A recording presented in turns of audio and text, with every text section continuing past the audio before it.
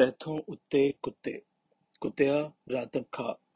अपने लिए ये सुनकर मेरी समात की तो आंत चढ़ गई।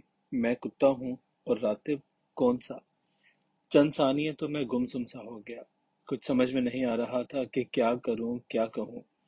इसी असना वो खुरक खाया हुआ कुत्ता अपनी जगह से उठा, हड्डियों में पड़े हुए लुकमे को सूंघा, थूथनी से उलट पलट किया, फिर मेरी जानिब यूं देखने लगा जैसे कह रहा हो, यही तुम्हारा रातिब है, ये तुम्हारा हिस्सा है, मैं अपना खा चुका। मैं कभी कुत्ते को और कभी निवाले को देखने लगा, जो उलट पलट से खूब मिट्टी गलाजत हड्डियों की खुश्क तर आलाइश से आलूदा हो चुका था। इसी दौरान मेरे अंदर इस्तफराग की कैफियत पैदा होने लगी, गोया मेरे अंदर ऐसे कई निवाले ठुसे हुए हैं, पेट इन्हें कबूल करने से इनकारी हो गया हो। अब वो सारे बाहर उमड़ने के लिए हलकों तक पहुंच चुके हों। जब एक दो उबकाइयां आईं तो वो कमाल बेइतनाई से मेरी जानिब मतवज्जे हुआ, बैठ जा और अपना रातब खा, वरना तुम्हारी पूंछल काट कर तुम्हें भी डब्बू की तरह बेपूछला बना दूंगा, समझे या नहीं। ये सुनते ही नागाह मेरा हाथ अपनी पीठ की तरफ चला गया। कद्दू सा सर नफी में हिलाते हुए मैं तुरत बोला, मेरी पूंछल नहीं है, मैं डब्बू की तरह कुत्ता भी नहीं हूँ, मैं तो बंदा हूँ। मेरा नाम। उसने एक भयानक कहकहे का पत्थर मेरी बात पे रखते हुए तुरंत कहा, उल्लू बाटे, डब्बू की पूंछल बाहर थी जो मैंने काट दी, तेरी पूंछल अंदर है, बाहर खींच कर मैं इसे भी काट दूंगा। मैं अपने आप ही दो कदम पीछे सिरक गया कि भागने में आसानी रहे, मगर वो तो जैसे मेरा जहन, मेरी सोच, मेरे ख्यालात और खदशात सब कुछ काबू किए हुए था। यहाँ से खिसकने की मत सोचो, तुम हमेशा मेरे बारे में सोचते रहते हो, मुझे महज देखते ही नहीं बल्कि मुझसे बातचीत करना भी चाहते हो, मगर तुम्हें मुनासिब मौका और अल्फाज नहीं मिलते थे। तुम जानना चाहते हो मैं ये जलील गंदा काम क्यों करता हूँ, मैं इतना गलीज और मकरूह क्यों हूँ। मेरे मेरे अंतर्राष्ट्रीय टूटे फूटे गंदे नाखून, बड़े हुए बालों के जाड़ झंकार, तन के मुताफन चीथड़े, खड़कती नोकेली हड्डियों वाला शरीर, मैं कौन हूँ, क्या हूँ और क्यों हूँ। और सुनो, मैं ये भी जानता हूँ कि तुम कोई आम से बच्चे नहीं हो। तुम में जानने, समझने, देखने, महसूस करने और बर्दाश्त और जज्ब करने की बेपनाह सलाहियतें हैं। ये सब कुछ कह सुनाकर वो खाने में मगन हो गया।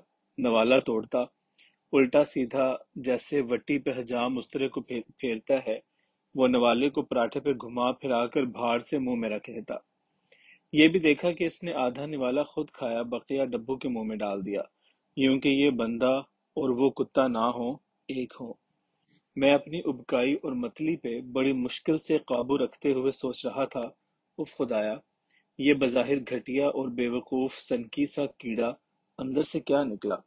इसकी ये फलसफियाना अंदाज की गुफ्तगू इसके माकूल पढ़े लिखे इंसान होने का पता देती है।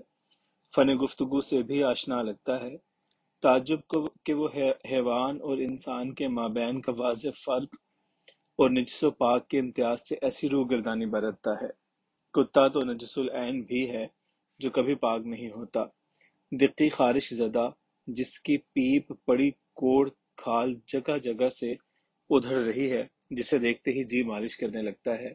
इसका सूंघा मस किया हुआ निवाला मैं खाऊं, ना खाओ मैं खा लेता हूँ। वो हड़बड़ाते हुए डब्बू से मुखातिब हुआ, डब्बू वो निवाला उठाकर लाओ।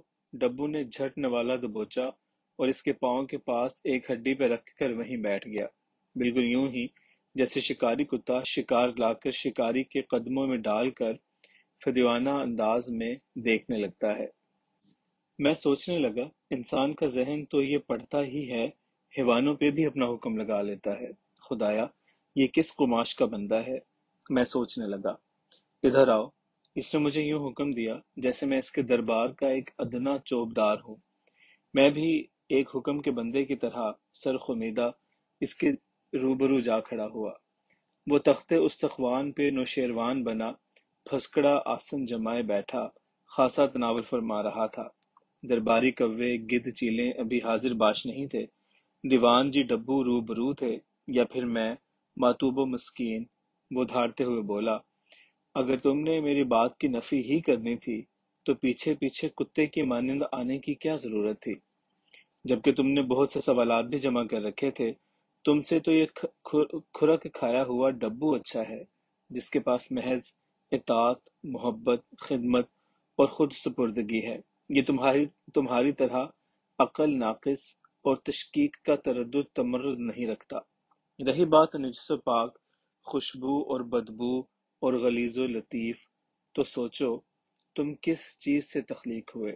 بدبودار کھنکتی غلیظ مٹی، ناپاک قطرے، حیض کا گندا متعفن خون جسے کئی اشروں مہینوں تک بطور غذا استعمال کرتے رہے، انگ انگ میں حرام مغز اور حرام خون، سرخ و سیاہ منہ والے کیڑے سے بھرپور سدے، ہمہ وقت معدہ و مثانہ میں کئی کلو اور لیٹروں کے حساب سے بول و براز، ناک، منہ، کان، آنکھوں اور ناخنوں میں غلاظت و سمیات، انگلیوں کی جڑوں، دانتوں کی ریخوں، بغلوں کے درمیان اور زیر ناف و قاف بدبو، بھراکند، یہی ہے پاکیزگی؟ یہ سب محسوسات ہیں۔ اصل میں ہر چیز ایک دائرے میں گھوم رہی ہے۔ جس چیز کا جو حصہ جس کیفیت کے زیر اثر آ جاتا ہے وہ وہی ہو جاتا ہے۔ سرخ رنگ کے سامنے آیا تو سرخ رنگ کا ہو گیا، یہی پھر سبز رنگ، پیلا، نیلا، کالا بھی بن جاتا ہے۔ پلید چیز دوسرے لمحے پاکیزہ ہو جاتی ہے، جبکہ صاف مطہر بھی ایک چکر لے کر گندگی اور غلیظ ہو جاتی ہے۔ یہ ہڈیاں ہی لے لو، پاک ناپاک کی یہاں کوئی تمیز باقی نہیں رہی۔ یہ سب پس کر ایک نیا روپ دھار لے گی۔ جس طرح ہر قسم کی گندگی مل کر کھاد میں تبدیل ہو جاتی ہے اور پھر یہی کھاد پیداوار میں اضافے اور تر و تازگی کا سبب بنتی ہے۔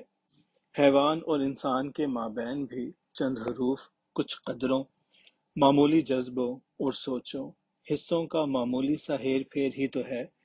ہیں تو دونوں ایک ہی، ایک حیوان مطلق اور دوجا حیوان ناطق۔ میں اپنے تئیں سوچنے لگا، الہی یہ کس قماش کا بندہ ہے، باہر سے کچھ اور اندر سے کچھ۔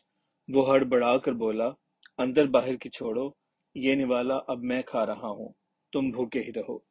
اتنا کہہ کر وہ نوالا اٹھا کر کھا گیا، چباتے ہوئے کہنے لگا، یہ تمہارے مقدر میں ہی نہیں تھا۔ اور ہاں، ہڈیوں کے بارے میں جاننا چاہو تو کبھی نجف، کوفہ اور مکلی کے قبرستانوں میں پہنچ جانا۔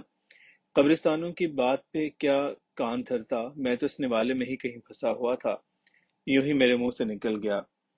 یہ کتے کا سونگھا اور منہ لگایا ہوا نوالا کیا میرے لیے کھانا ضروری تھا؟ ہاں، وہ بے ساختہ سا بولا۔ ہاں، بالکل ایسے ہی جیسے ایک مدت سے میرے بارے میں تمہارا کرید کرنا اور کتے کی طرح میرے پیچھے پیچھے یہاں تک آنا ضروری تھا۔ جب میں نے تمہارے اندر کے بہت سارے سوالات کا جواب دینا چاہا تو تم کچھ سمجھنے، لینی، سننے سے انکاری ہو گئے۔ میں بتاتا ہوں کہ کتوں کی بھی بہت سی قسمیں ہوتی ہیں۔ ایک وہ بھی ہے جو جنت میں جائے گا، ایک وہ بھی جو جان و مال کی حفاظت کرتا ہے، وہ بھی ہوتا ہے جس کے منہ دانتوں سے پکڑا ہوا شکار رغبت سے کھایا جاتا ہے۔ کتوں کو گود میں بٹھاتے ہیں، انہیں نہلا دھلا بنا سوار کر نمائش میں لایا جاتا ہے۔ یہ سراغ رسانی کرتے ہیں، کھرے اٹھاتے ہیں، قاتلوں، چوروں، ڈاکوؤں پہ گرفت کرتے ہیں، مویشیوں کی حفاظت، بھولوں بھٹکوں اور اندھوں کی راہبری کے فرائض سر انجام دیتے ہیں۔ وہ خاموش ہو کر مجھے گھورنے لگا، میری چندی چندی آنکھوں میں اپنی نگاہوں کے برمے اتارتا ہوا بولا، اور کچھ کتے اس قابل بھی نہیں ہوتے کہ انہیں آدھے دھیلے کا کچلا ہی کھلا دیا جائے۔ شہابے کی اس آخری بات کے بعد میں بھنا کر بن کچھ کہے سنے وہاں سے کھسک آیا۔ میری اپنی عقل سمجھ کے مطابق اس نے میرے ساتھ انتہائی اہانت آمیز سلوک کیا تھا، جبکہ میری اس سے دلچسپی محض یہ جاننے سمجھنے کے لیے تھی کہ وہ پاک پلید جانوروں کی ہڈیوں سے اتنی گہری دلچسپی کیوں لیتا ہے، ان کی بانٹ چھانٹ میں اتنا سنجیدہ اور منہمک ہونے میں کیا راز پنہا ہے۔ وہ گویا ان ہڈیوں پہ مٹی ان مٹی لکیریں تحریریں پڑھنے کی جستجو میں ہو۔ وہ ان کے خم خمیدے، جھکاؤ، ابھار کہار، طول عرض اور وزن یوں جانچتا اور نظر سے نکالتا جیسے ان پہ لدے وقتوں کی کوئی پراسرار تحریریں لکھی ہوں، یا ان میں نبیوں، پیغمبروں، حکیموں، فلاسفروں اور جہاں گشتوں کے رانوں تلے رہنے والے جانوروں کی مقدس ہڈیاں کہیں سے آ ملی ہوں۔ وہ کچھ ہڈیوں کو یوں الٹ پلٹ کر بغور دیکھتا، سونگھتا، جیسے وہ انہیں جان پہچان چکا ہو۔ اس عالم میں اس کے چہرے کے بھیانک خد و خال اچانک بدل جاتے، اور وہ علم الاعضاء کا سنکی سا کوئی یونانی عالم دکھائی دیتا۔ کبھی وہ کوئی صنم تراش جاپ پڑتا، اور کبھی کوئی ایسا بھوت جو اپنے ماتوب جسم کی کوئی ایسی گلی سڑی ٹیڑھی ہڈی تلاش کر رہا ہو جس میں اس کی مکتی کی کوئی سکشا انتر پڑی رہ گئی ہو۔ مجھے اکثر محسوس ہوتا جیسے اس نے میرا کوئی قرض دینا ہو، یا اس کے پاس میری کوئی چیز گروی پڑی ہو۔ لگتا تھا کسی نہ کسی ناطے اس سے کوئی آشنائی ضرور تھی، لیکن جب تک منظر واضح نہ ہو تب تک ناظر اپنی بصارت کے صحت پہ بھروسہ نہیں کر سکتا، صرف بصیرت کی ٹامک ٹوئیاں ہی مارتا رہتا ہے، جس سے شاید ہی اس کے لیے کوئی راہ نکلتی ہو۔ میں بے دلی سے واپس گھر کی جانب لوٹ رہا تھا، نگاہ کہیں، قدم کہیں، اور دماغ تو جیسے کہیں تھا ہی نہیں۔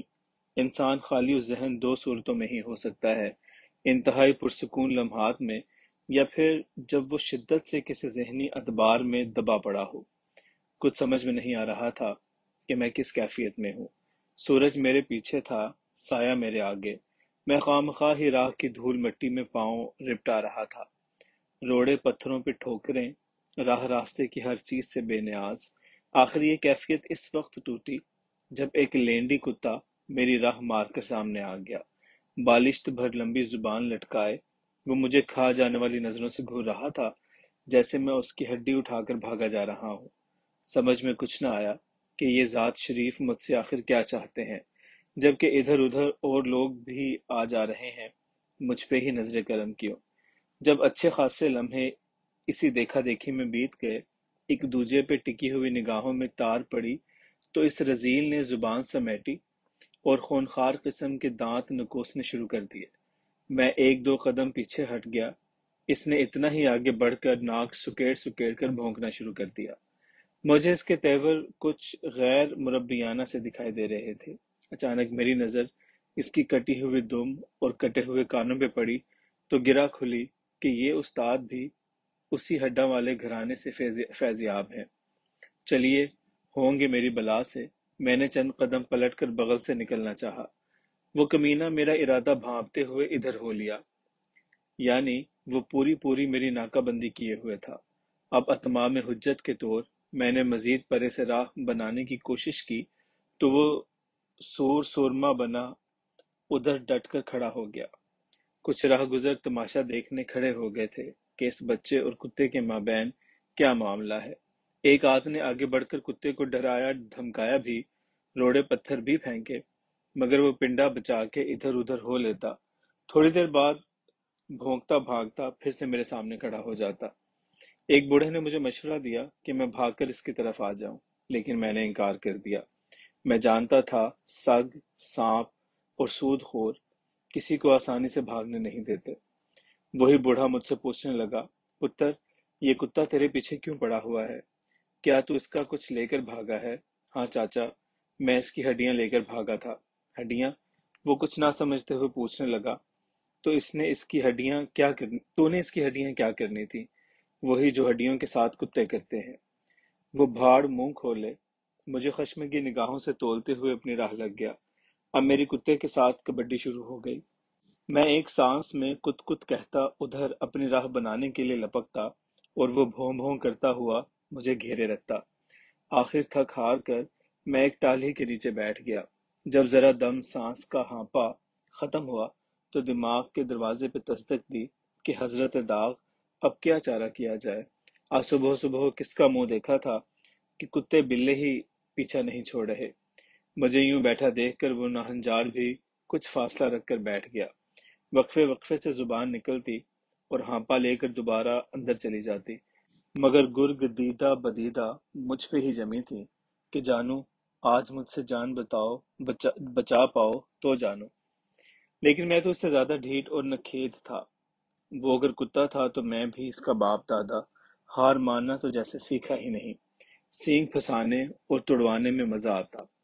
بے ایمانیوں، نوسر بازیوں، کمینگیوں کے سارے ڈراموں کا میں آغا حشر کاشمیری تھا۔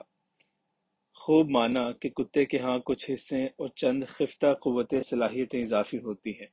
اس کی قوت شامہ بلا کی تیز ہوتی ہے، وہ مقابل کے خیالات، سوچ اور ارادے کو فوری طور پہ پڑھ لیتا ہے۔ اس کی باطنی آنکھ بڑی زبردست ہوتی ہے، وہ رجال غائب، نوری ناری، ارضی افلاکی مخلوق، شیاطین و شتابرات، آفات و بلیات، فضاؤ ہواؤں، آندھیوں، جھکڑوں، گردابوں، سرابوں، ویرانوں، اندھیروں، جنگلوں، پہاڑوں میں خرمستیاں مچاتے ہوئے آوارہ شر شرار کو براہ راست دیکھ سکتا ہے۔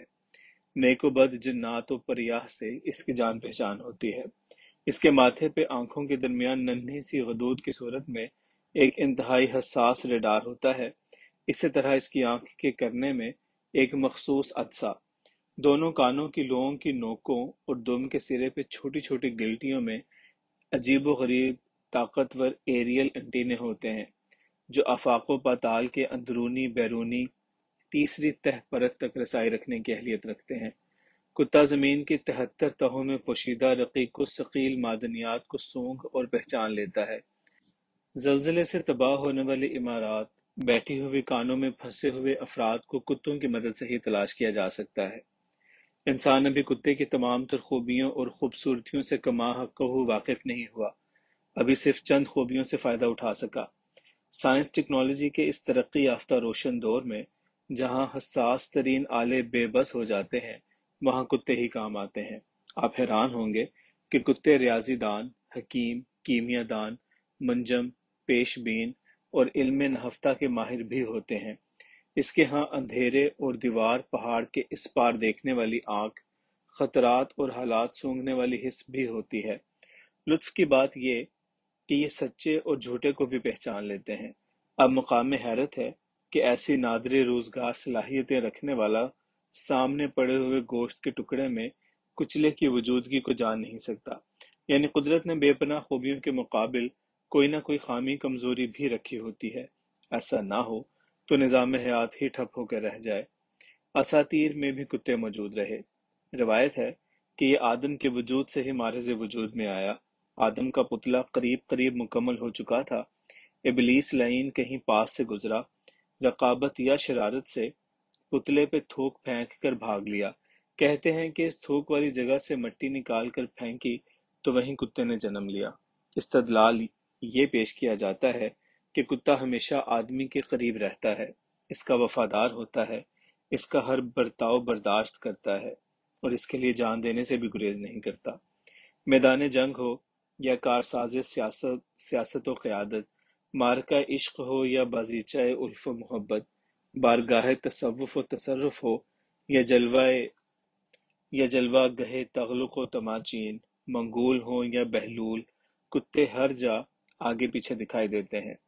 کسی نے اسے ولیوں کی صفات والا کہا، کسی نے اسے اپنے سے اونچا گردانا، کسی نے بطور گالی حقارت سے کتا کہا اور کسی نے صد عجز و انکسار خود ہی کو کتا کہہ دیا۔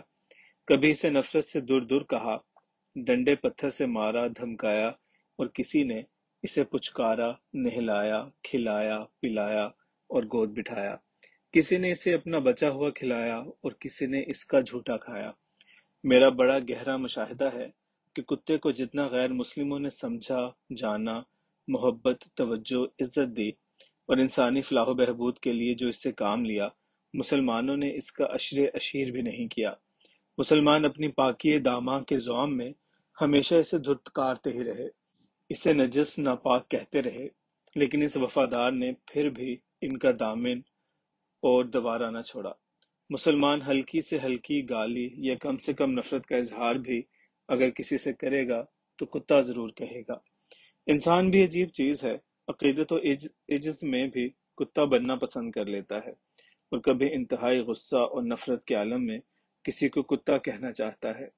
انتہائی عقیدت و محبت کے عالم میں سگے در رسول صلی اللہ علیہ وآلہ وسلم کہنا اپنے لیے اعزاز اور خوشبختی سمجھتا ہے۔ کسی ولی یا پھر مرشد کی چوکھٹ پہ بندھا کتا کہلوانا بھی اپنے لیے فخر سمجھتا ہے، مگر اسے ہاتھ لگانا یا چھونا پسند نہیں کرتا۔ آج تک کسی نے یہ نہیں کہا کہ میں فلاں در کا اونٹ ہوں، گھوڑا یا بکری ہوں، یہی کہا کہ میں ان کے در کا کتا ہوں۔ معلوم ہوا کہ کتا تصوف میں ایک خاص مقام رکھتا ہے۔